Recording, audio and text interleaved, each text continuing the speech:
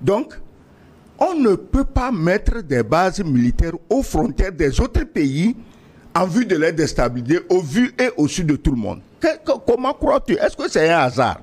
Et regarde le petit Sénégalais qui vient, tu ne sais rien encore de choses, tu vas d'abord promettre aux Européens que tu vas leur donner une base à la frontière du Mali et comme par hasard, tu te retrouves médiateur.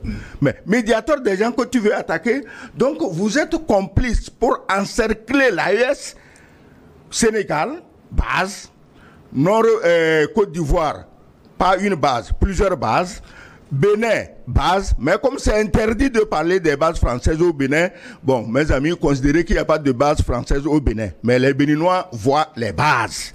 Donc, vous encerclez des gens, et puis après, vous arrivez chez eux, comme si de rien n'était, vous vous présentez en médiateur. Médiateur de quoi?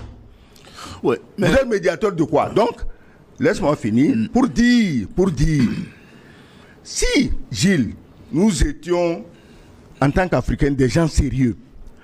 En réalité, les organisations comme la CEDEAO, comme l'Union africaine, devaient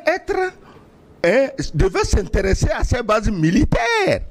C'est-à-dire que le Togo, par exemple, ne peut pas accueillir une grande base militaire étrangère sans que la CEDEAO ait son mot à dire, sans que l'Union africaine ait son mot à dire, parce qu'on sait qu'une base qui se trouve au Togo, ce n'est pas seulement pour protéger le Togo, mais c'est pour menacer les pays alentours.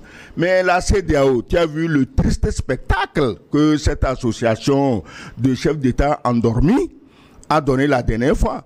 Mais au moins, on a eu du baume au cœur en voyant qu'au moins de la CEDEAO, il y a un député. C'est la première fois que moi, j'ai vu un député de la CEDEAO, Guy Marius Sagna, le Sénégalais. Je ne dis pas que tout ce qu'il a dit est bon, mais au moins une fois, on a vu un député qui parlait.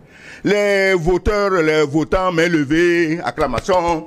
Mais si la CEDEAO existait, c'était à elle de se pencher sur ces problèmes de base. Ce n'est pas des journalistes comme nous, sur des antennes de télévision, que revenait la tâche de parler. Mais est-ce que quelqu'un a parlé de base à la CEDEAO? Non. Parce que chacun dit, ça ne me concerne pas, je ne veux pas déplaire à Macron, je ne veux pas déplaire aux Américains et vos populations. Parce que toute base militaire dans un pays est un piège pour les populations de ces pays à long terme. Aujourd'hui, la Côte d'Ivoire a le beau rôle. Bon, on va emmerder les gens du Sahel, mais ces bases, un jour, deviendront des sources de nuisances pour les Ivoiriens.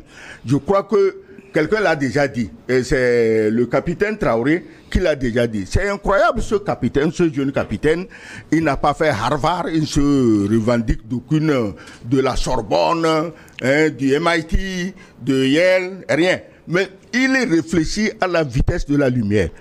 Il a dit, un jour là, ça aussi c'est un danger pour vous-même. Est-ce que les Africains ont besoin de quelqu'un pour leur dire ça? Vous faites un sommet de la CEDEAO, la moitié des présents c'est des Blancs.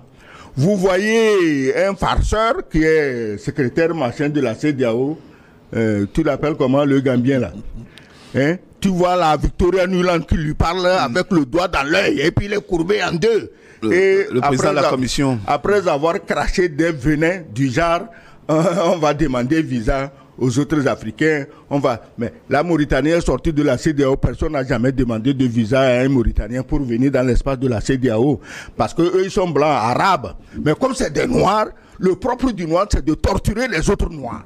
Donc ce secrétaire, laisse-moi je termine, ce secrétaire machin de la CEDEAO, il préside une réunion de la CEDEAO où les 2/3 sont des blancs.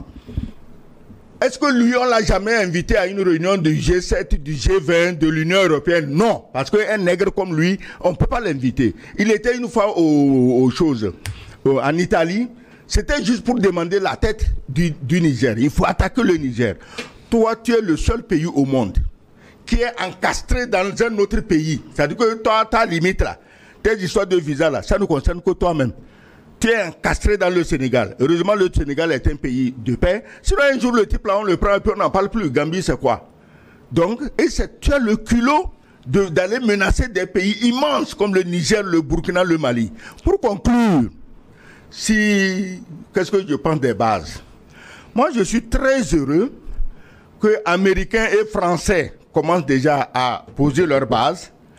Les Sahéliens aussi ont des soutiens.